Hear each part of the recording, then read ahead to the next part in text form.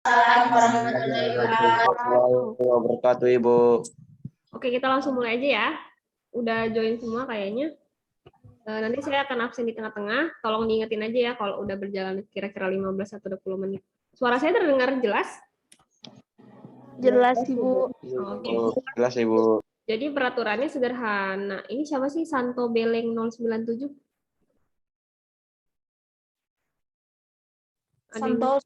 Santoso, astaga. Nanti kalau join tolong gunakan nama yang benar ya, nama kalian yang asli ya. Kalau nggak mau pakai ini juga nggak apa-apa, setidaknya nama lengkap lah yang asli gitu, jangan nama yang nama panggilan atau nama gaul atau nama anonim atau apa gitu ya. Tolong gunakan nama sebenarnya gitu, karena itu kan sudah dikasih nama bagus-bagus sama orang tua gitu. Jadi harus dihargai. Oke, kita langsung aja. Hari ini materinya adalah metabolisme protein. Protein itu sendiri adalah zat gizi yang penting ya, karena dia tergolong zat gizi makro gitu. Ada yang bisa nyebutin selain zat gizi makro protein apa lagi? Ayo, semester berapa nih? 3. Zat gizi makro apa sih? Apa aja contohnya?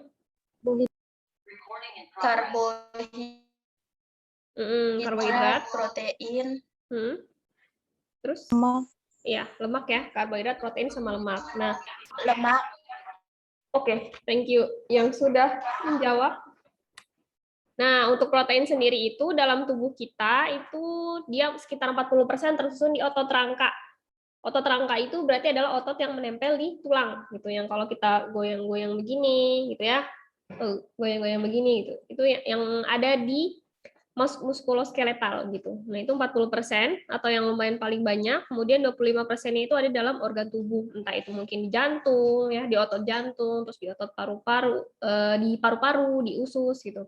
Nah, itu terdiri dari protein atau terbentuk dari protein. Kemudian sisanya sekitar 35% itu ada di dalam darah dan juga kulit. Nah, protein ini tergolong esensial karena memang harus diperoleh dari makanan ya. Jadi setiap harinya itu manusia harus konsumsi protein, baik itu hewani maupun nabati. Kenapa? Karena nanti protein yang dimakan atau protein yang diasup dari makanan itu akan digunakan sebagai bahan baku untuk pembentukan asam-asam amino, nah kemudian nanti bisa dijadikan protein di dalam tubuh. Nah, contohnya protein itu apa? Mungkin nanti dalam tubuh kita mau produksi enzim amilase, terus mungkin laktase gitu ya, atau mungkin hormon-hormon lainnya gitu. Nah, itu harus ada dulu bahannya dari makanan yang kita makan, kemudian nanti baru di metabolisme dan dibentuk dalam tubuh kita. Kemudian protein itu sendiri unik gitu ya. Jadi antara protein yang ada dalam paru-paru mungkin gitu ya. Terus kalau kita bandingin sama yang ada di otak atau yang ada dalam tulang, itu dia strukturnya berbeda. Kenapa? Karena pasti dari segi fungsi juga berbeda. Dari posisi juga berbeda. Jadi walaupun sama-sama protein ini, itu semuanya beda-beda gitu strukturnya, struktur molekul, kemudian mungkin sifatnya, ada yang asam, ada yang basa, ada yang polar, ada yang tidak polar, seperti itu. Oke, kita kembali ke asam amino. Kenapa? Karena protein itu terdiri dari apa? Halo, ada yang tahu? Silakan. Asam amino. Ya, asam amino ya. Jadi kalau struktur atau unit terkecil tubuh manusia apa? Sel kan ya? Gitu. Jadi protein itu yang paling struktur terkecilnya itu adalah asam amino. Jadi kita kembali ke dasarnya yaitu asam amino. Nah, si asam amino ini tuh ada macam-macam, berapa jenis gitu ya. Dia ada yang memiliki rantai samping alifatik atau nonpolar. Contohnya adalah leusin, valin, alanin, isoleusin sama glisin. Itu. Kemudian ada yang mengandung rantai samping grup hidroksil. Grup hidroksil itu adalah, bentar ya, yang ini. Terlihat? Ya, itu adalah grup hidroksil. Contohnya adalah asam amino treonin sama serin. Kemudian kalau asam amino dengan rantai samping yang mengandung atom sulfur atau S, berarti adalah sistein sama metionin. Kelihatan ya strukturnya? Kelihatan, Ibu. Oh ya, oke. Kemudian yang keempat itu adalah, sorry, belum saya hitamkan, oke. Nah, kemudian yang keempat ini adalah asam amino dengan rantai yang memiliki grup amida. Nah, kalau asam amino sendiri ini kan memang dia punya grup amin ya, amin NH2. Nah, tapi dia ada tambahannya. Tambahannya itu adalah NH3. Ini, gitu. Ini ada asam aspartat, ada asam glutamat, ada glutamin, asparagin. Oke. Gitu ya. Kemudian lanjut. Sampai sini ada yang mau ditanyakan? Kita hanya mengulang ya untuk sampai saat ini. Nah, yang kelima itu ada asam amino dengan rantai samping yang mengandung grup dasar. Contohnya arginin, histidin, sama lisin. Grup dasar itu bukan sulfur, bukan amida, ya. Jadi dia grup dasar. Contohnya tadi mungkin di sini metil ya, CH3. Di sini ada CH3 juga. Gitu. Kemudian ada juga asam amino dengan rantai samping aromatik. Aromatik itu biasanya dia bentuknya begini. Yang kayak sarang lebah gitu ya. Ini ada fenilalanin, ada triptofan, sama ada tirosin. Terus ada juga asam imino, molekul yang mengandung gugus imin. Di sini grup karbonnya itu dia berikatan dengan NH2 dan karboksil gitu. Tapi kalau di amino, kan amino itu dia CH-nya yang mana sih? Nih, ya kan? Ada CH2, ada NH3. Nah, tapi kalau di sini dia CH-nya itu dia C-nya kurang, gitu ya, kehilangan, makanya disebut dengan imino. Oke, kita lanjut. Ada lagi yang namanya asam amino yang terbentuk karena modifikasi secara enzimatik dan kovalen. Pada saat pembentukan protein. Itu adalah sistein, hidroksiprolin, hidroksilisin, dan 3-metil histidin. Tapi yang paling sering kelihatan itu adalah yang 7 golongan yang tadi, yang sebelumnya. Ini karena ada modifikasi enzimatik.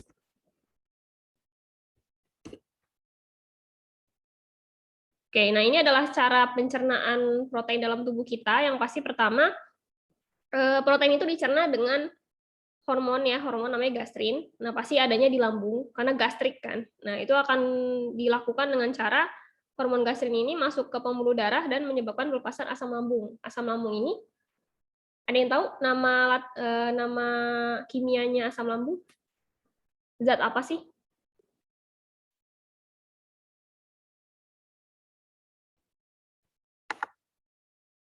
Halo?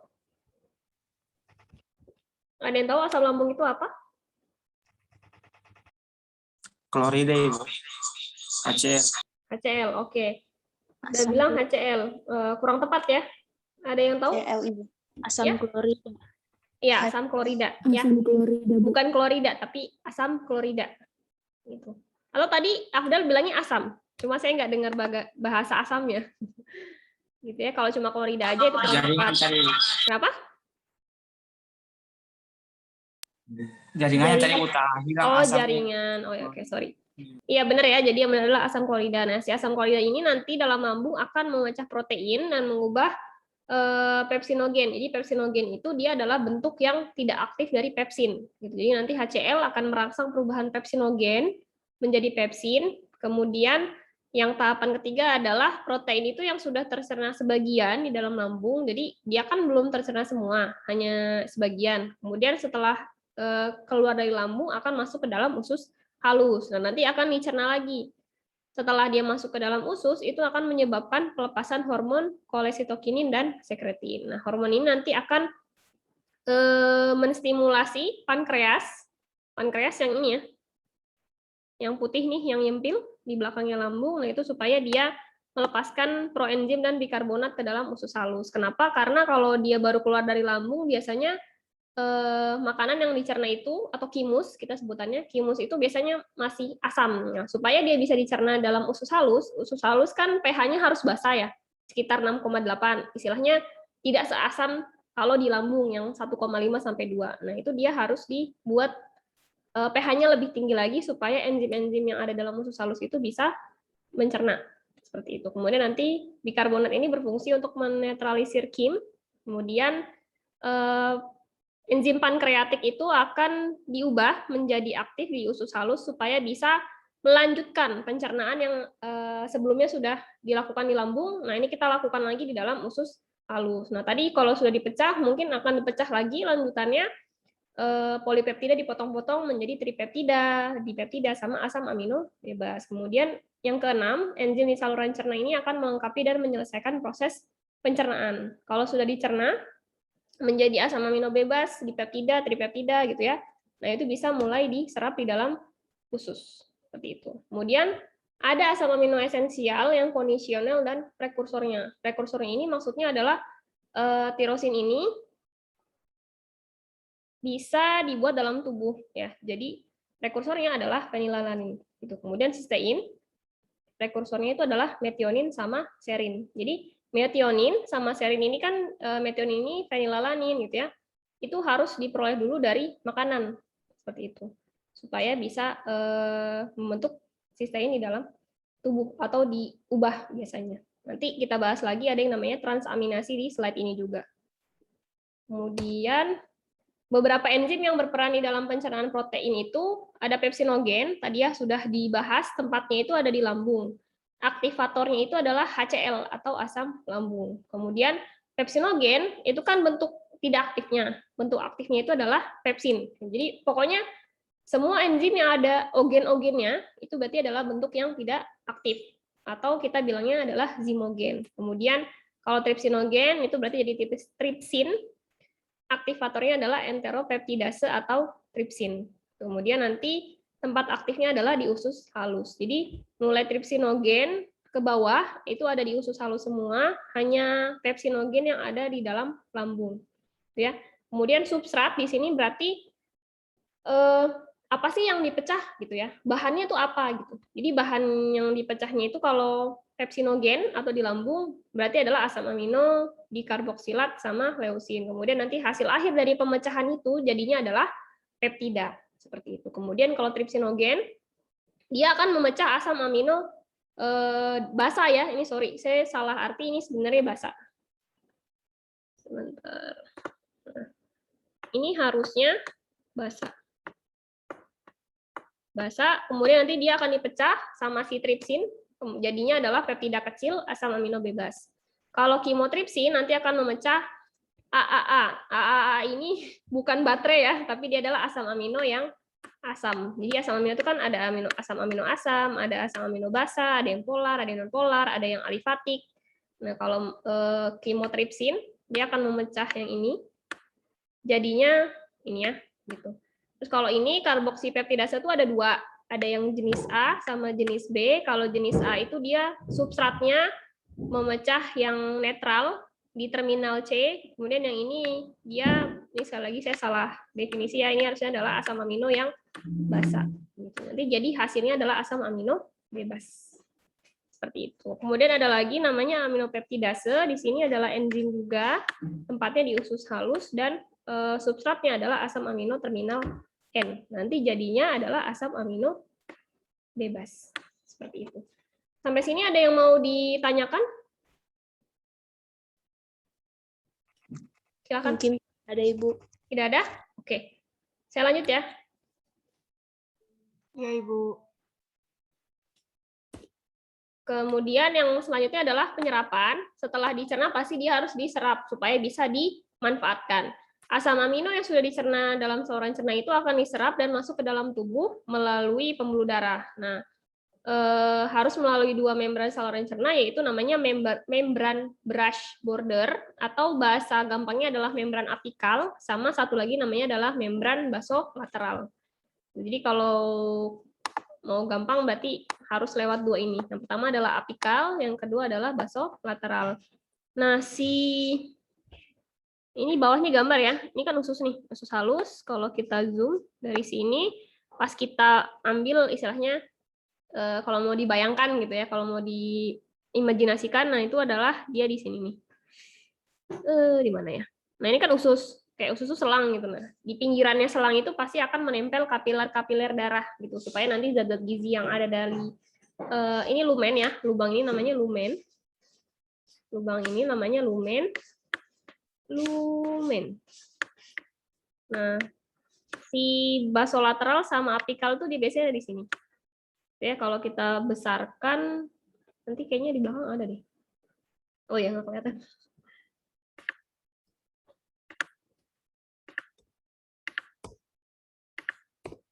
Oke, nah ini dia ya. Kalau kita besarkan, di dindingnya itu, si apikal itu dia di sini, basolateral itu di bagian bawah. Jadi, si lumen usus ini, kalau usus,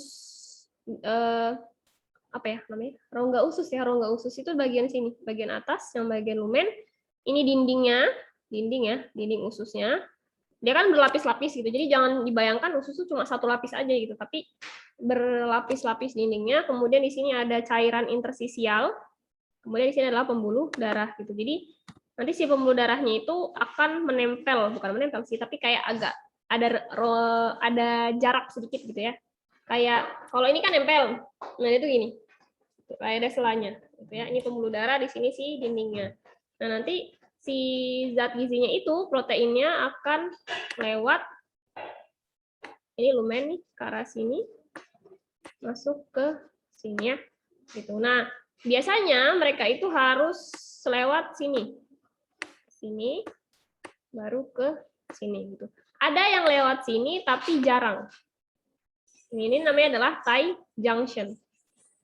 Ini yang kayak bentuknya kacang ya, kayak biji kopi, itu namanya adalah tie junction. Itu biasanya bisa lewat mekanisme endositosis, tapi pada kondisi-kondisi khusus. Gitu. Biasanya kalau cairan hipotoniknya itu dalam jumlah yang banyak dan mengandung asam amino.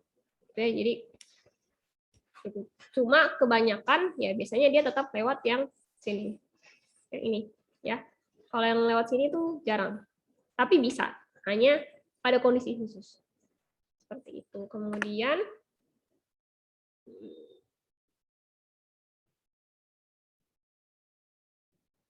sorry guys. Ya. Kemudian ini adalah sistem transport asam amino ke dalam membran apikal. Jadi dari lumen sini dia mau pindah ke sini ya, ke membran sini. Nah, ini bahasa Inggris. Saya terjemahkan aja ya. Di sini amino acid transport system. Jadi gini. Kalian kalau mau keluar rumah lewat pintu yang mana? Pintu depan. Pintu depan, Ibu. Oke, pintu depan. Normalnya pintu depan ya. Gitu. Ada nggak yang lewat jendela? Nggak ada ya. Nanti diteriaki sama mama. Ngapain nggak lewatin? Mama, ngapain lewat jendela? Kayak maling saja gitu kan pasti. Jadi kalau kita mau kamar mandi atau kita mau ke kamar pribadi atau kita mau ke dapur itu pasti ada pintunya masing-masing, ya kan? Sepakat? Iya. Nah, sama. Ya, Ibu. Sistem transport itu juga seperti itu. Jadi kalau dia masing-masing nih kita tapi dia lebih kepada apa yang dibawa. Gitu. Kalau kita kan tujuannya mau ke ruangan yang berbeda, gitu. Tapi kalau di sini dia kebanyakan adalah yang berpindah ini siapa, gitu. Kalau yang mau berpindah adalah leusin, contohnya leusin yang di sini ya. Si leusin yang mau pindah nih, saya mau pindah dari lumen, saya mau masuk ke pembuluh darah, gitu. Oh, saya dibutuhkan nih di mana ya, di organ apa gitu, misalkan organ paru-paru. Nah, berarti dia itu harus melewati asam amino sistem transportnya itu atau pintunya itu namanya pintu L ya. Sampai sini bisa diikuti? Iya, Ibu. Ya, itu ya, ini dia sebaris gitu. Saya hapus aja deh, kayak jelek.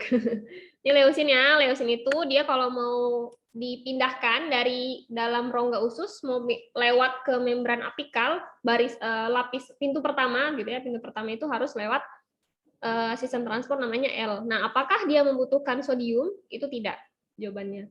Jadi gini, kalau dalam tubuh kita proses perpindahan zat gizi kayak misalkan asam amino atau karbohidrat dan lain-lain gitu ya. Kalau di sini kita fokusnya ke asam amino. Ada yang harus partnernya itu baku bawa gitu ya. Anggap dia baku bawa sama natrium. Ada yang harus ada sama ada yang tidak. Nah, kalau di sini si leusin itu dia tidak membutuhkan natrium. Jadi baku bawanya ini dia lebih kepada baku tukar gitu ya. Jadi kalau natriumnya masuk berarti si leusinnya keluar. Seperti itu. Jadi kalau leusinnya mau berpindah dari rongga mana? Nah, di sini ya.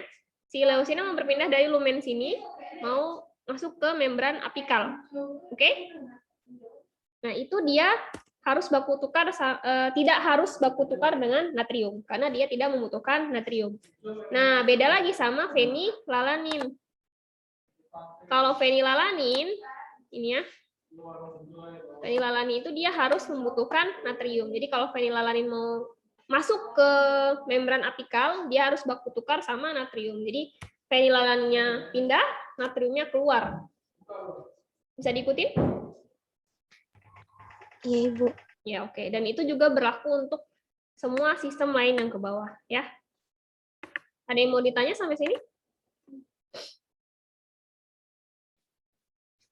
Masih on? Masih semangat? Masih, Ibu. Oke. Ya. Netball itu dia ada seninya. Seninya adalah kalian harus kuat belajar sampai akhir. Diulang-ulang, ya. Gitu. Apakah ada cara tercepat? Tidak ada. Baca saja. Udah. Ini adalah proses transportnya ya. Jadi sodium itu akan terikat dengan transporter asam amino kalau dia memang membutuhkan sodium ya. Jadi kalau di sini yang jawabannya yes, yes, yes, yes ya. Kalau no berarti tidak. Nah, kemudian di sini si natriumnya, jadi sodium sama natrium itu kan sama ya. Nah, nanti dia menempel di sini pintunya. Kemudian nanti asam aminonya itu akan di sini ketarik ke sini ya, karena ada peningkatan afinitas. Nah, nanti kemudian mereka akan masuk. Ya. Ini siklusnya kayak begini nih arahnya. Wangi sekali ininya. Ikutin aja ya angkanya gitu. Jadi dia awalnya dari sini menempel di sini, kemudian masuk ke dalam. Gitu. Nah, ini kalau dia di membran apikal. Nah, kalau si asam aminonya sudah masuk ke dalam, oh ini ternyata mereka baku bawah ya. Jadi baku bawah, si natriumnya itu masuk juga ke dalam, tapi nanti dia akan keluar ulang. Gitu, karena yang harus masuk hanya si asam aminonya saja. Gitu. Jadi natriumnya bisa keluar kembali lewat pintu namanya adalah NAK-ATPase. Jadi si yang bisa lewat di NAK-ATPase ini adalah natrium sama kalium, ya sesuai namanya, ya. Gitu. Oke, bisa diikutin? Bisa, Ibu. Ibu, semangat ya. Kemudian di sini adalah masih lanjutannya penyerapan. Afinitas karier asam amino itu berpengaruh terhadap massa hidrokarbon atau rantai sampingnya. Semakin meningkat massanya, semakin meningkat juga afinitasnya. Asam amino yang rantai cabang itu biasanya akan lebih cepat diserap dibanding asam amino yang rantai kecil. Kenapa? Ya tadi, karena kalau dia bercabang kan berarti ya banyak cabangnya gitu kan. Berarti massanya juga, massa hidrokarbonnya berarti akan lebih meningkat juga. Jadi kalau kalian ingat-ingat mata kuliah di kimia semester 1 tahun kemarin, nah itu kan ada massa hidrokarbon ya. Jadi kalau natrium tambah karbon, ada hidrogen juga, itu masanya berapa gitu kan, kita tambahkan masanya. Jadi makin banyak cabangnya, berarti dia akan lebih cepat penyerapannya. Seperti itu. Kemudian asam amino netral di sini lebih cepat diserap dibanding asam amino basa. Asam amino esensial di sini lebih cepat diserap dibanding asam amino yang non esensial. Kenapa? Karena memang yang esensial itu harus diperoleh dari makanan ya. Kalau non esensial kan tubuh kita istilahnya bisa bikin sendiri, asal ada bahannya. Dan yang paling lambat diserap itu adalah glutamat sama aspartat. Ada yang pernah mendengar kata glutamat sebelumnya?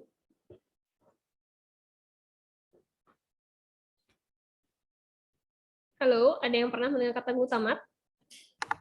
Iya, Ibu. Pernah, Gimana? Ibu, tapi nggak tahu yang bagaimana, Ibu. Kalau kayak mendengarkan itu pernah, Ibu. Tapi kalau pernah makan yang berkemasan-kemasan nggak? Yang rasanya asin-asin? Pernah, Ibu. Pernah lihat bahan baku? Iya, bahan ini, bahan ingredients, bahan bakunya pernah lihat nggak isinya? Pernah baca nggak? Atau kalian cuma lihat expirednya doang, harganya gitu kalau beli sesuatu? Pernah kayaknya, Ibu. Pernah kayaknya. Pernah nggak mendengar kata monosodium glutamat? belum pernah, Ibu. Belum pernah? Astagfirullahaladzim. Halo, cukup kali. Ya, silakan banyak-banyak membaca ya dan perhatikan apa yang kalian makan, jangan hanya asal dikunyah dan ditelan. Jadi anak itu tuh harus tahu apa yang dia konsumsi. Gitu. Jadi apa yang kalian makan dari makanan yang rasanya asin-asin atau yang kemasan-kemasan itu biasanya dia kan ada namanya mononatrium atau monosodium glutamat. Nah, itu glutamat yang asam amino non esensial yang kita bahas sekarang. Itu sebenarnya nggak cuma di makanan kemasan sih, di tomat itu juga ada glutamat, di jamur atau di micin gitu ya, itu glutamat. Gitu. Lanjut. Nah, di sini sedikit bahasan mengenai pengaruh suplemen protein terhadap penyerapan protein. Asupan satu asam amino dalam jumlah yang besar, dan dia kan pasti menggunakan satu sistem yang sama ya. Misalkan tadi yang leusin sistemnya pakai apa? Leusin sistemnya pakai apa sih di sini? Juliansi, kalau leusin sistem transportnya apa? Halo, suara saya terdengar? Terdengar Ibu. Dengar jelas Ibu. Kalau leusin sistem transportnya pakai apa sih?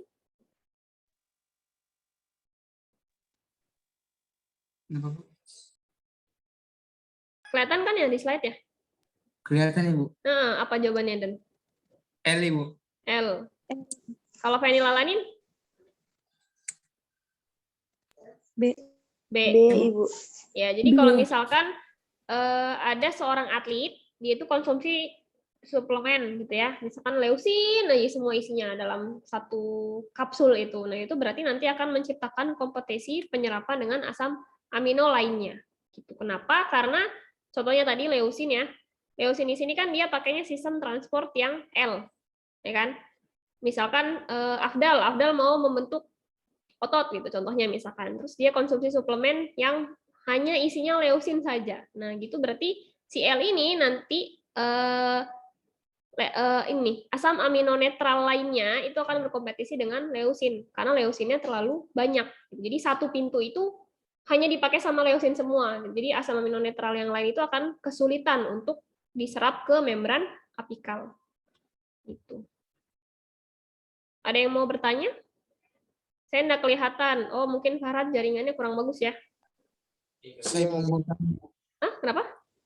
Mau bertanya Ibu. Ya, silakan. Assalamualaikum warahmatullahi wabarakatuh. Waalaikumsalam warahmatullahi wabarakatuh. Mohon maaf sebelumnya. Begini Bu.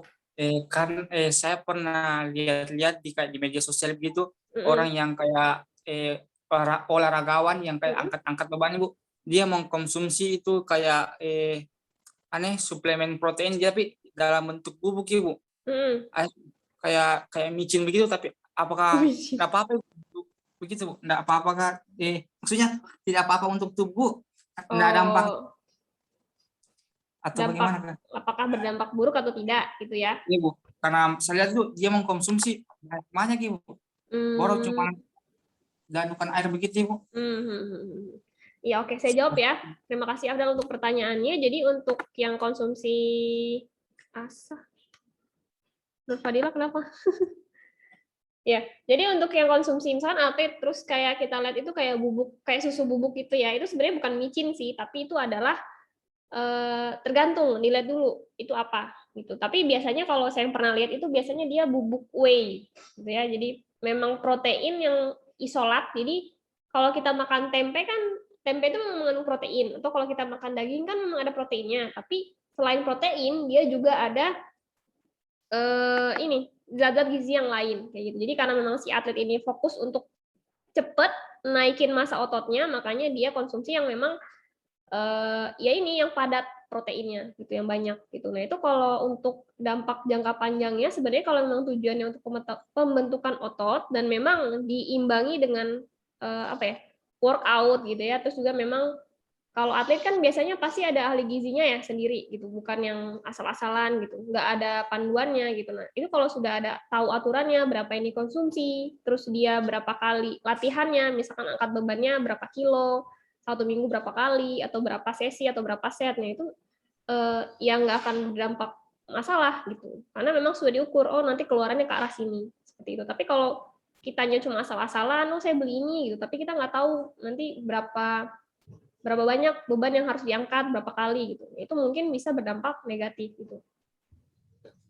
Itu ya, makanya teman-teman tuh sebenarnya punya peluang untuk bekerja di bidang gizi dan kebugaran tadi karena tahu basicnya, ilmunya, terus juga nanti tahu cara, oh saya kalau ngaturin pola makannya seperti ini, oh kalau atlet ini mau nambah massa otot atau mau nambah massa lemak gitu ya, misalkan kan ada tuh yang kelas-kelas berat yang harus bebannya tuh banyak masanya gitu ya, jadi ya itu harus ke arah sana, memang harus tahu metabolismenya.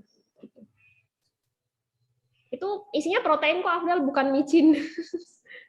Kalau yang micin yang saya bilang itu tadi yang glutamat. Jadi kita harus lihat dulu sebenarnya kandungan ini yang mana, yang atlet ini makan itu apa, kayak gitu. Jadi kita nggak bisa langsung klaim gitu. Kalau di sini memang karena kita baru belajar awalan gitu ya, di sini bisa dibilang ada gangguan atau bagaimana, nanti dilihat lagi dari sistem metabolisme tubuh si orang itu. Ada beda orang, beda metabolismenya juga. Bagaimana? Apakah sudah terjawab pertanyaannya? Baik Ibu, terima kasih Ibu. Sama-sama. Oke. Nah, nanti biasanya kalau asam amino yang paling banyak diserap itu akan menyebabkan gangguan penyerapan pada asam amino yang lain. Jadi kalau suplemen asam amino biasanya nanti akan menyebabkan ketidakseimbangan penyerapan asam amino. Kemudian makanan yang mengandung protein ini akan lebih mudah diserap dibandingkan asam amino bebas. Gitu. Jadi kalau untuk kita yang biasa-biasa aja gitu ya, maksudnya ya paling pekerjaan sehari-harinya belajar atau enggak, istilahnya bukan yang ke arah atlet gitu. Sebenarnya suplemen ini tidak terlalu dibutuhkan gitu. Jadi ya cukup dengan makan makanan yang mengandung protein seperti itu. Supaya nanti penyerapannya juga seimbang karena memang tadi kita kembali lagi ke sistem transportnya supaya mereka tidak terlalu bersaing, itu makanya harus harus seimbang juga itu takarannya, harus ada semua. Gitu. Jangan hanya satu aja yang banyak semua gitu ya. Seperti itu. Kemudian di sini kalau suplemen itu memang biasanya dia harganya mahal. Kenapa ya? Karena memang satu botol gitu ya. Kalau dia bubuk tadi yang seperti Abdul sebutkan, mungkin yang 1 kilo atau yang 500 gram gitu. Memang itu isinya murni protein saja gitu. Kalau kita beli tempe kan ya ada proteinnya, ada seratnya, terus ada karbohidratnya. Gitu kan. Kalau itu dia isinya memang murni protein aja gitu. Terus juga biasanya rasanya tidak terlalu enak kalau dibandingkan sama selera makan kita gitu. Tapi kalau atlet atau mungkin olahragawan, mereka kan sudah terbiasa ya dan memang tuntutan profesi. Seperti itu. Nah, biasanya nanti dilihat lagi sama ahli gizinya atau PT atau personal trainernya gitu. Oh, ini suplemennya ada kandungan ini, berarti nanti dia harus diimbangi dengan asupan ini supaya mungkin secara penyerapan tidak terlalu bermasalah seperti itu atau tidak menimbulkan efek samping. Kemudian untuk transport peptida, jadi yang disebut dengan peptida itu adalah yang ini ya, per bagiannya, yang sudah dibagi-bagi seperti ini. Jadi kalau ini adalah alanin, ini leu tuh leusin, ini singkatan ya, tir ini tirosin, gli ini glisin, dan ini serin. Kemudian untuk transportnya sendiri, peptida, baik itu dipeptida maupun tripeptida, itu bisa diangkut melalui membran apikal ke dalam enterosit melalui sistem transport yang berbeda dari sistem pengangkutan asam amino. Pengangkutan peptida ini biasanya lewat pintu atau lewat transporter yang namanya PEP-T1. Kan peptida ya, jadi dia disingkat PEP-T1 gitu lah ya. Nah, sama ini pintu lagi nih, pintu. Jadi di usus kita tuh ada banyak pintu. Gitu supaya bisa keluar masuk zat gizi dan juga molekul-molekul lain. Nah, ini lumen usus. Tadi kalau yang sebelumnya yang di membran apikal kan kita bahasnya asam amino ya. Kalau peptida itu dia ini. Ya, jadi misalkan leusin dia berikatan sama glisin, itu namanya dipeptida, atau leusin berikatan sama serin, itu di glisin, serin, leusin namanya tripeptida. Nah, itu bisa lewat ini PEP-T1 pintunya. Untuk memindahkannya itu dia nanti akan menggunakan bantuan pergerakan dari proton atau H+. H+ tahu apa kepanjangannya? H+. Kalau H apa?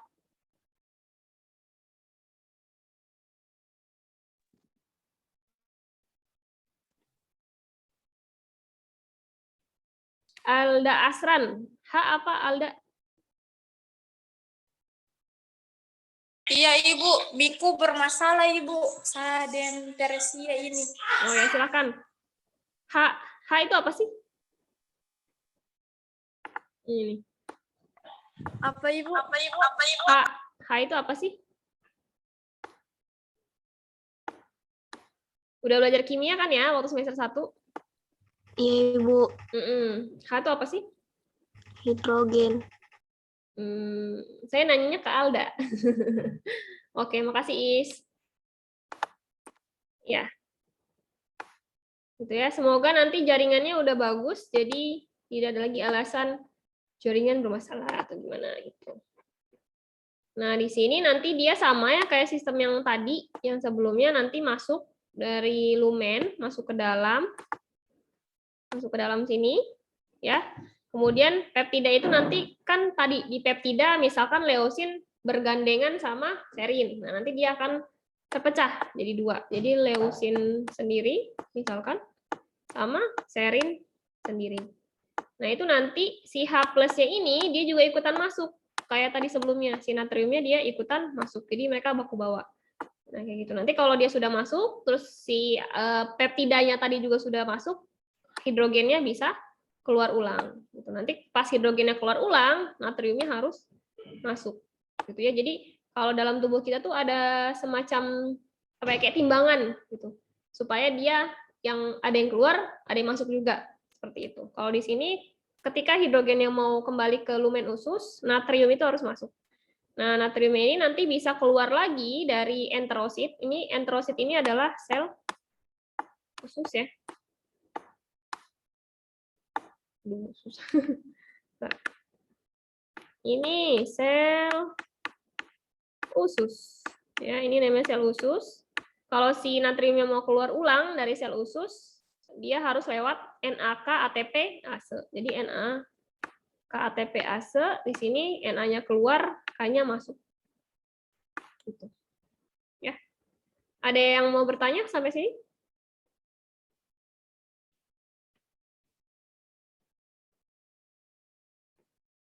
Halo, ada orang?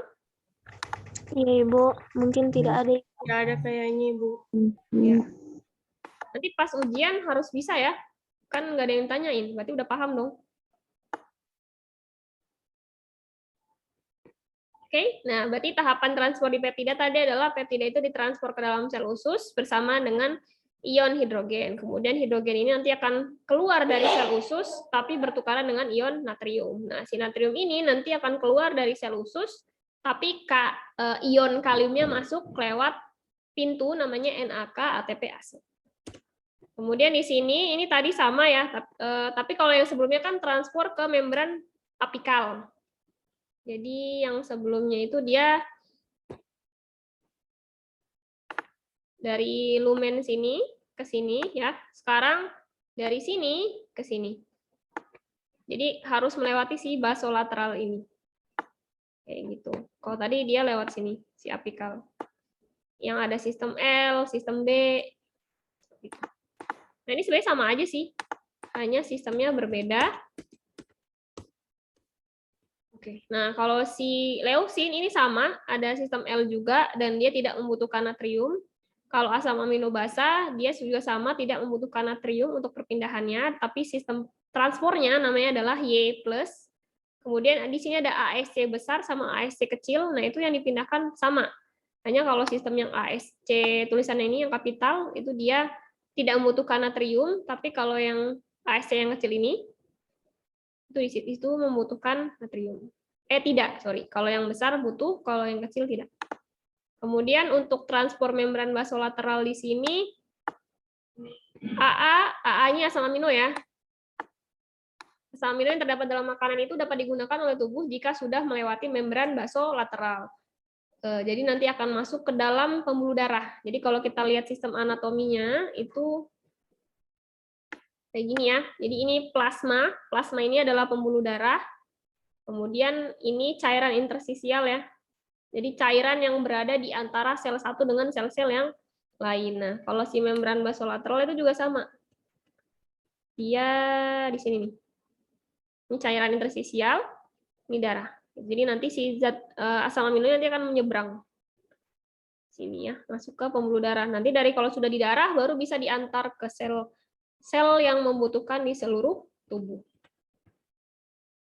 Sebagian besar transporter membran ini adalah sodium independen, jadi dia tidak tergantung pada Na. Jadi bisa masuk aja gitu, nggak harus pakai si Na-nya menempel dulu di pintunya, tidak harus seperti itu ya.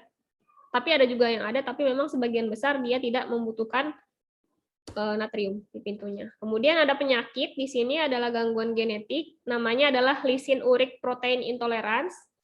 Ini disebabkan karena kekurangan transporter asam amino yang jenis basa di usus, liver, dan ginjal. Jadi kalau transporter yang nggak ada atau pintunya nggak ada, otomatis apa? Kira-kira? Apa sih dampaknya kalau transporternya nggak ada? Ada yang bisa menjawab? Berarti kalau tiada transportnya Ibu, berarti dia kayak diusir, kayak yang tadi itu nggak bisa pindah Ibu. Jadi kalau dia tidak bisa berpindah, kira-kira dampaknya lagi apa, Rifka?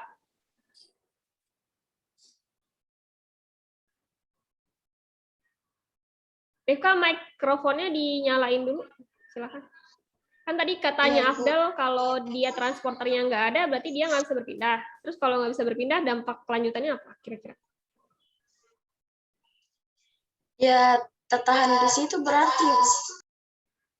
Tertahan di situ. Terus kalau sel-sel yang membutuhkan, kira-kira dia bisa dapat nggak apa yang dia butuhkan?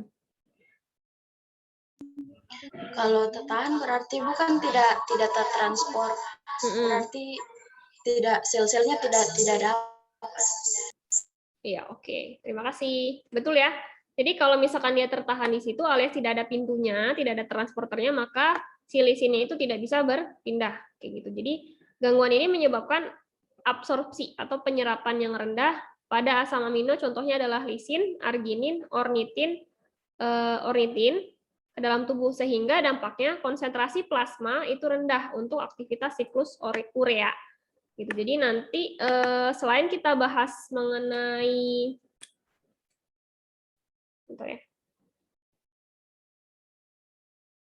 selain nanti kita bahas mengenai metabolisme asam amino, kita juga harus bahas mengenai siklus urea itu karena memang saling berkaitan. Kemudian gejalanya ketika seseorang itu mengalami gangguan lisin urik protein intoleransi ini, dia hiperamonemia gitu. Jadi dalam darahnya itu amonianya banyak, lebih tinggi dibanding kadar normal. Kemudian ada gangguan pertumbuhan, terus ototnya juga lemah. Kemudian ada hepatomegali. Ada yang tahu hepatomegali apa? Tidak, Ibu. Tidak. Kalau hepar artinya apa sih? Ada yang tahu kata hepar enggak? Atau kata mega deh. Mega itu artinya apa sih? Mega. Ya? Besar. Hati. Ya. Kalau hepar itu dia liver ya, alias hati. Berarti kalau hepatomegali? Membesarnya Iya, hati, Bu. membesarnya hati ya, bukan berbesar hati dalam artian kita berempati atau gimana, tapi memang secara ini dia pembesaran hati ya organnya seperti itu. Kemudian ada hipotonia. Nah, komplikasi jangka panjangnya itu kalau orang memiliki gangguan genetik lisin urik protein intoleransi ini akan lama-lama bisa menjadi atau lama-lama bisa memiliki gangguan ginjal gitu ya, mungkin gagal ginjal atau mungkin ada batu ginjal. Terus ada juga osteoporosis gitu. Jadi ada satu jurnal yang tadi saya baca sebelum kita kuliah sekarang itu, jadi ada anak umur 5 tahun dan dia itu mengalami penyakit ini, si lisin urik intolerance protein gitu. Jadi banyak kayak ada beberapa bagian di tubuhnya itu dia patah tulang. Gitu. Jadi mungkin karena osteoporosis. Kemudian metabolisme asam amino di sini dia terjadi di dalam liver gitu ya. Liver atau hati merupakan organ primer untuk uptake. Uptake ini adalah penyerapan asam amino dari makanan yang mengandung protein. Nah, liver ini nanti berperan dalam memonitoring atau memantau. Memantaunya itu berapa sih yang terserap gitu? Apakah kurang, apakah sudah cukup atau sudah berlebih ya. Nah, di sini nanti bisa untuk pengaturan juga, si liver itu ngatur. Oh, nanti anabolismenya dinaikin. Anabolisme itu kan berarti pembentukan. Oh, dia mungkin mau membentuk glutamat atau mungkin asam amino non esensial lainnya. Oh, ini kurang, berarti nanti kita tingkatkan katabolismenya atau pemecahannya seperti itu. Kemudian di sini oksidasi asam amino di liver itu akan menghasilkan 50% ATP untuk energi ya. Nah, energi yang nanti akan digunakan untuk gluconeogenesis atau pembentukan urea, tergantung sama kebutuhan tubuhnya. Ada yang tahu gluconeogenesis itu apa? Boleh sambil searching ya. Saya tidak melarang kalau kalian sambil belajar sambil searching. Kalau ujian baru nggak boleh, tapi kalau masih kuliah masih boleh. Ada yang tahu gluconeogenesis apa?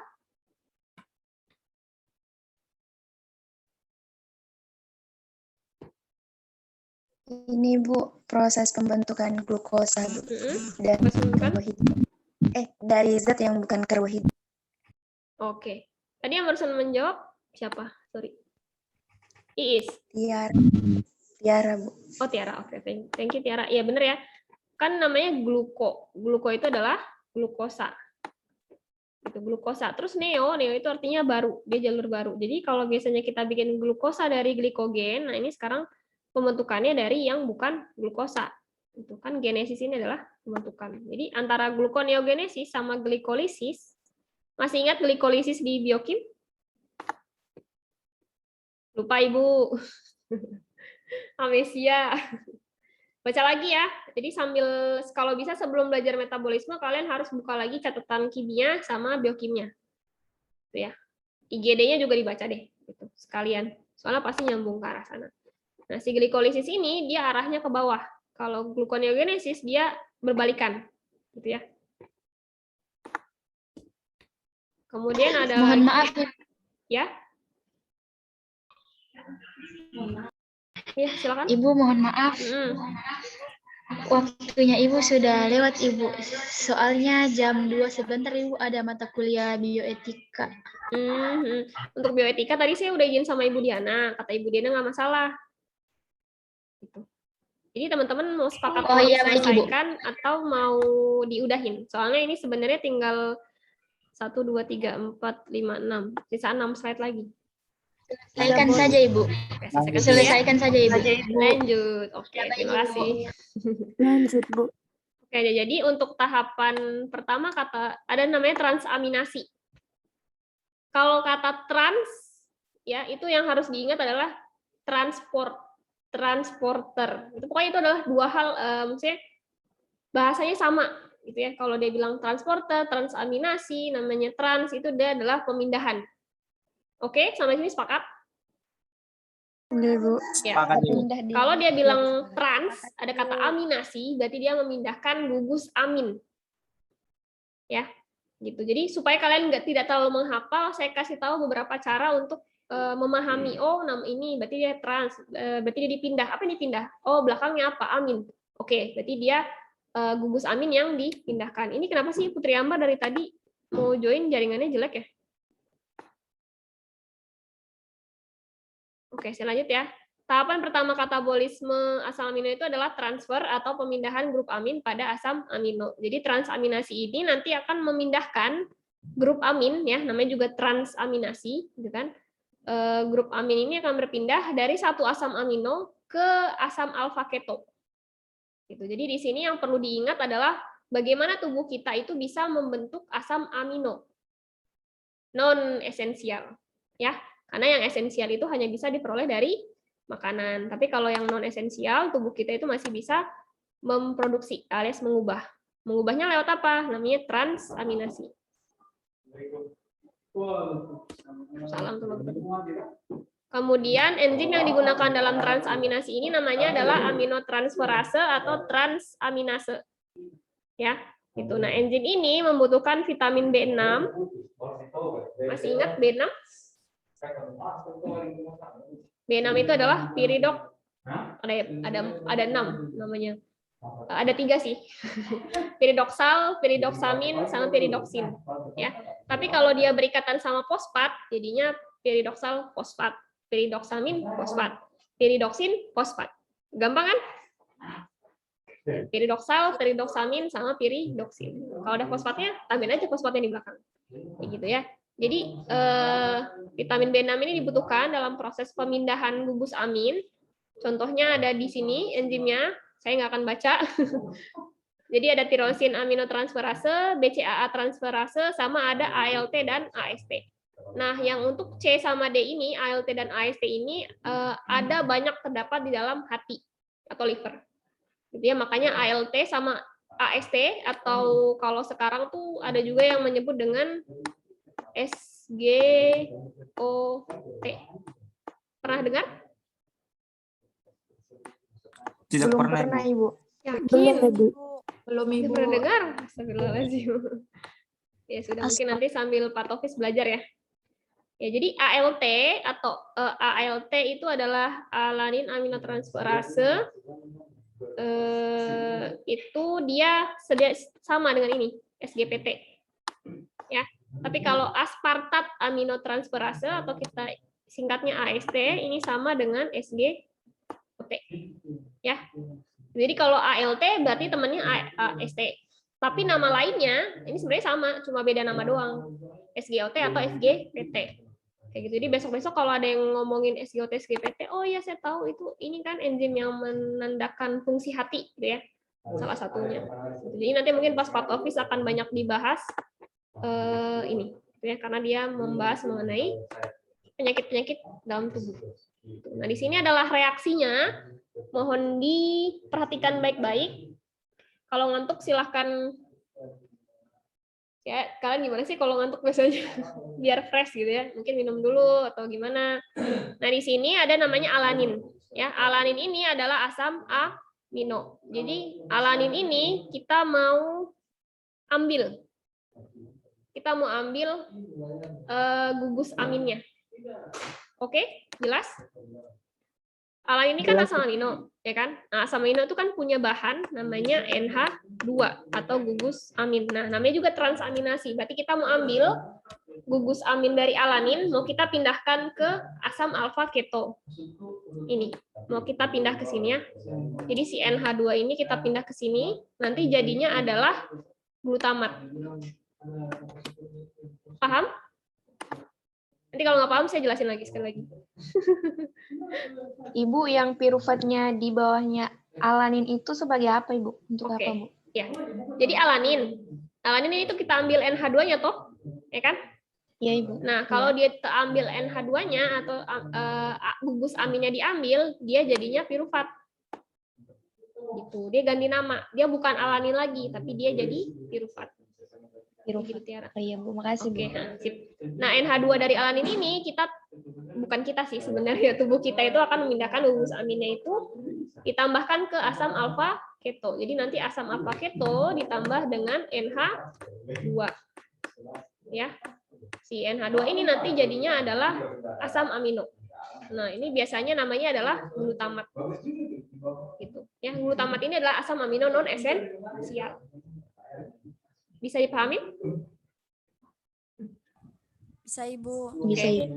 Saya ulang lagi ya untuk yang di bawah. Nah, selain si alanin, ada juga namanya asam amino yang namanya aspartat. Kelihatan? Ya, si aspartat ini kan asam amino non esensial. Nah, sama. Dia juga punya gugus amin, NH2. Nah, si NH2-nya ini kalau kita pindahkan ke sini ya, kan dia keambil nih, alias dia tidak punya NH2 lagi. Ya kan? Kita pindahkan nih, misalkan dari sini kita kasih ke sini, kan? Atau pulpen nih, sini. Berarti ini nggak ada. Nah, ini berganti menjadi oksaloasetat. Nah, di sini jadinya adalah asam amino baru. Nah, biasanya itu adalah bentuknya glutamat. Oke? Kalau aspartat, ketika dia tidak lagi memiliki NH2, namanya adalah oksaloasetat. Tapi kalau alanin, ketika dia sudah tidak memiliki NH2, namanya adalah piruvat. NH2-nya kemana? NH2-nya dipindahkan ke asam alfa keto. Jadinya adalah glutamat. Sampai sini bisa dipahami atau ada yang mau ditanyakan? Insya Allah, Iya, Bu, Ibu. bisa. Bisa? Ada yang masih belum mengerti? Oke, nggak ada ya. Nah, jadi saya bersihkan tulis dulu. Dah. Aduh. Nah, kalian lihat namanya PLP? Tadi PLP apa Lihat, sih? Nah, PLP apa sih? Iya, Ibu. PLP apa? Singkatannya apa? B6. Piri? Piridoksin. Piridoksin? Piridoksamin? Apa piridoksal? Apa coba?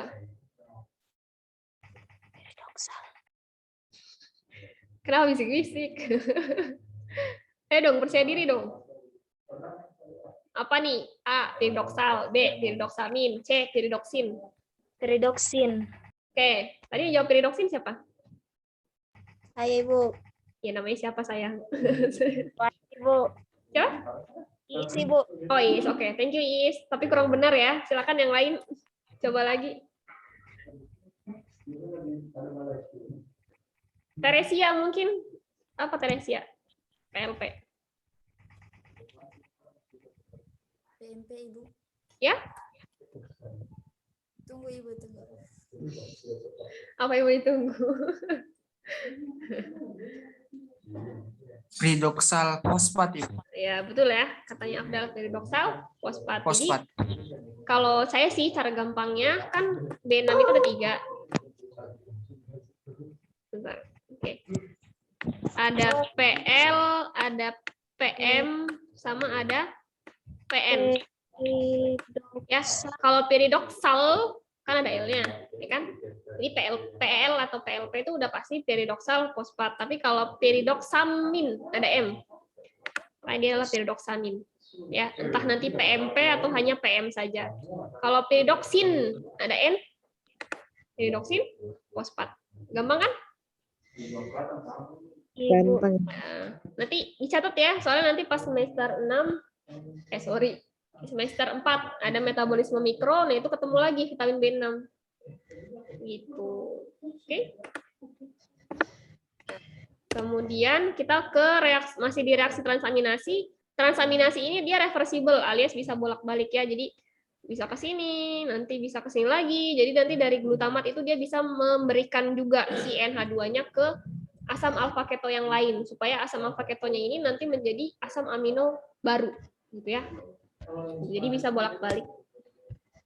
ALT sama AST itu dia disebut dengan SGOT dan SGPT. Ini adalah enzim yang paling aktif di dalam tubuh. ALT itu karena dia transferase, ya kan? Jadi dia berperan dalam mentransfer asam amino dari alanin ke asam alfa keto. Contohnya ada alfa ketoglutarat. Nanti akan membentuk pirufat dan asam amino lain. Contohnya adalah glutamat. Kalau AST dia itu akan memindahkan atau mentransfer, ya kan? Namanya juga transferase, membentuk aspartat ke asam alfa keto dan membentuk oksaloasetat. Ini ya, jadi ini sini. Ini AST, ini ALT. Sama sih namanya SGOT atau SGPT, itu dua hal yang sama, cuma beda penyebutan aja. Gitu. Nah, ALT dan AST ini dapat digunakan sebagai indikator gangguan hati. AST ditemukan dalam jumlah banyak di organ jantung daripada di hati, otot, dan jaringan lainnya. Kemudian ALT ini ditemukan dalam jumlah banyak di liver daripada di jantung, namun juga ditemukan di organ lain seperti ginjal dan jaringan lain. Seperti itu. Jadi nanti biasanya kalau seseorang nih, dia mungkin ada tanda dan gejala sakit hati, bukan sakit hati, misalkan karena ditipu atau dihianatin gitu ya, tapi sakit livernya ya, jadi livernya bermasalah. Nah itu biasanya nanti sama dokter, oh ya cek ini kadar enzim dulu, gitu. Nanti dilihat apakah ALT sama AST-nya itu kadarnya masih normal atau tidak, seperti itu. Nanti ketemu lagi nih pas kalian belajar dietetik gitu ya. Nanti kasih tahu, oh pasien A kadar ALT sama AST-nya sekian, kayak gitu. Tapi itu nanti. Sekarang kita belajar medbolnya dulu. Sampai sini bisa dipahamin materinya? Iya, Ibu. Berat? Berat? Iya, Ibu. Berat ya? lumayan berat Ibu. Lumayan berat ya. Nah, nanti silakan diputar ulang aja. Di sini saya kebetulan udah recording, jadi semoga bisa membantu. Dan itu saja mungkin untuk materi hari ini. Sebelum saya akhiri, ini ada sedikit. Ya, jadi nggak ada cara untuk menyelesaikan matball selain emang harus diulang-ulang kayak gitu. Saya pun membutuhkan waktu yang lama untuk bisa memahami matball itu bagaimana. Gitu. Jujur, mungkin kalian bisa tanya sama kakak kelas kalian, Ibu Riana dulu waktu ngajar matball pas awal-awal, mungkin yang lagi KKN sekarang ya, itu gimana gitu. Itu juga masih banyak sekali kekurangannya gitu. Dan sekarang juga masih banyak kekurangannya, tapi saya juga masih terus belajar sih. Jadi udah agak tahu, oh kira-kira gini loh caranya. Gitu. Kenapa ini? Kenapa? Astaga, tidak. Kirain nanya sama saya. Kalau nggak ada yang Oke. Aduh, nggak bisa. Ya, kalimat penutupnya the only thing you are rushing toward is death. Ada yang tahu artinya? Kenapa ini? Tidak tahu Ibu. Tidak tahu. Oke. Jadi Satu. kita semua, ya apa? Silakan Iis. Satu-satunya hal yang buru-buru itu menuju Iya. Kematian. Ya, sebenarnya kita semua itu kan lagi menuju kematian gitu kan. Terus Capai terus kesuksesan. Terus seberapa besar Anda berkembang dalam prosesnya. iya, betul ya. Jadi sebenarnya kalau kalian punya tujuan nih, misalkan tujuannya saya mau jadi sarjana gizi atau saya mau jadi ahli gizi gitu, itu sebenarnya bukan kesuksesan gitu, tapi bagaimana dalam proses kalian menjadi sarjana gizi itu kalian berkembang gitu. Yang awalnya mungkin nggak paham netball, terus lama-lama mulai agak paham. Yang awalnya belum bisa mengatur pola makannya pasien, jadi lama-lama bisa gitu. Dan akhirnya lama-lama bisa jadi mahir. Seperti itu. Itu katanya Brianna West. Oke, itu saja mungkin dari saya. Terima kasih banyak dan mohon maaf atas segala macam kekurangan dari saya. Nggak ada yang mau tanyain? Cukup ya? Ibu, Ya. Silakan. absen sih, Bu. Oh iya, saya tutup dulu, habis saya absen. Oh iya, baik Ibu. Oke, terima kasih untuk reminder-nya. Saya akhiri. Assalamualaikum warahmatullahi wabarakatuh. Jangan keluar dulu ya, saya absen dulu. Waalaikumsalam warahmatullahi wabarakatuh. Waalaikumsalam warahmatullahi wabarakatuh, Ibu. Jangan Waalaikumsalam warahmatullahi wabarakatuh. Oke. Apriliani Dewi Pertiwi ada? Apriliani Dewi. Apriliani Dewi ada? ada dia tadi, Bu. Tapi keluar lagi ya. Adeline Lorenza. Hadir, Ibu. Adinia Reski Putri. Hadir Ibu. Alda Asran. Hadir Ibu. Nazifatul Husna. Nazifatul Husna. Ibu, tadi dia bilang sama saya ke WC, Ibu. Barusan. Tapi nggak join ya? Ada, Ibu. Nggak ada. Barusan. Mana nih saya cari di partisipan. Oh, ini Bu, dia barusan bawa WA. Mati lampu, Ibu, di Kalukubula. Oh, tapi nggak konfirmasi ke saya. Gimana dong? Nanti Kan saya dosennya. suruh WA Ibu kalau memang ada bukti dia mati lampu, Ibu. Soalnya kan kemarin kita sepakatannya udah kayak gitu ya. Iya, Jadi Ibu. harus ini dong dipatuhin. Gitu ya. Anissa Nurul Hikmah. Mati lampu, Ibu. Ibu Apriliani hadir, Ibu. Iya. Anissa Nurul Hikmah juga satu tempat dengan Nazifatul Husna, Ibu. Nanti saya Iya. suruh mereka WA, Ibu. Iya, kalau bisa sekarang ya. Iya, Ibu. Ibu Apriliani hadir, Ibu. Tak keluar tadi. Iya. Saya so tahu. Apriliani Dwi Cahyanti. Hadir, Ibu. Aulia Fitriani. Hadir Ibu. Delvia Tandu tadi hadir ya. Dian Mulyanti. Hadir, Ibu. Dini Nurdin. Hadir, Ibu. Dita Amalia. Hadir, Ibu. Eni Feryani. Hadir, Bu. Ina Warisda. Hadir Ibu. Iis hadir. Juliansi. Hadir, Ibu. Hairunisa. Hadir Ibu. Marsindi Clarita. Hadir, Ibu. Meldi Indriani. Hadir, Ibu. Farhat Amin, Nisa Mafira, Hadir Ibu. Nur Wahyu Komaria, Hadir, Bu. Putri Ambar. Hadir Ibu. Putri Ambar ini kenapa dari tadi keluar masuk ya? Jaringanku Ibu. Kamu di mana sekarang? Di kampung. Kalau bisa cari jaringan yang lebih stabil ya, karena sayang kalau misalkan kamu nggak bisa ikut kuliah. Oke, Ripka Monika. Hadir, Ibu. Rika tadi ada ya, Rika Febrianti, Hadir, Ibu. Rima Alvira, Hadir Bu. Santoso. Hadir, Bu. Ya, oh Santoso udah ganti nama, alhamdulillah. Teresia Tinagari, Tiara Lestari tadi ada, Yuni Alda ada juga, Vanda Rahmatika. Vanda Rahmatika, Priscilia Pratiwi.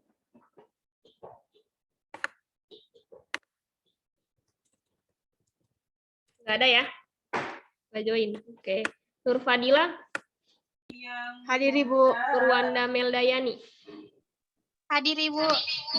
Oke, berarti yang tidak hadir adalah Vanda Rahmatika, terus tadi yang mati lampu Anissa Nurul sama Nazifatul Husna. Saya tunggu sampai jam 14.30, kalau nggak ngirim screenshot bukti mati lampu, berarti saya tidak anggap hadir ya untuk Anissa Nurul Hikmah sama Nazifatul. Oke, itu saja. Terima kasih banyak. Ada lagi? Terakhir? Namaku. Mudah-mudahan Bunda disebut namanya. Siapa? Muhammad Abdal Bunda disebut namanya Ibu. Oh, udah saya hadirkan. Kan kamu udah tadi aktif, jadi saya nggak perlu nanya lagi. Baik Ibu. Rani Vindianti, Terima kasih Bu. Siapa? Rani Vindianti, Ibu. Rani Vindianti. Iya, tadi udah. Mungkin tadi pas saya absen kamu tidak menyimak. Oke, itu saja ya. Ibu Iya Ibu. Ibu yang belum isi KRS. Yang bisa KRS Iya, siapa? Bu. Sofia Tanianing sih Bu. Terus siapa lagi? Raihani, Ibu. Oke, terus siapa lagi? Cuma 2? Tadi yang join ada sampai 38 loh, padahal yang di KRS. Iki, Bu, sudah. Iki? Maaf, Ibu. Vanda Rahmatika mati lampu juga, Ibu. Iki. Oke. Vanda Rahmatika mati lampu juga. Emang ini daerah mana sih yang mati lampu? Iya Ibu, mati lampu. Tiba-tiba wifi mati, Bu. Oke. Ada lagi yang belum isi KRS? Iksan kayaknya Bu. Iksan, emang ada Iksan? Ada tadi dia. Pas 3 punya bacot saya, dia bilang di kampungnya nggak ada lampu. Sudah oke. Saya tunggu juga untuk Iksan dan teman-teman yang lain lagi mati lampu untuk kirimkan bukti kalau jaringannya jelek. Ya, dicoba dulu aja. Nanti saya tunggu sampai jam 14.30 ya. Itu aja mungkin saya akhiri. Terima kasih banyak. Selamat istirahat. Sampai ketemu di pertemuan selanjutnya. Assalamualaikum warahmatullahi wabarakatuh. Waalaikumsalam. Waalaikumsalam warahmatullahi wabarakatuh. Terima kasih. Terima kasih Bu. Jaga kesehatan ya. Makasih, Saya N ya. Bu.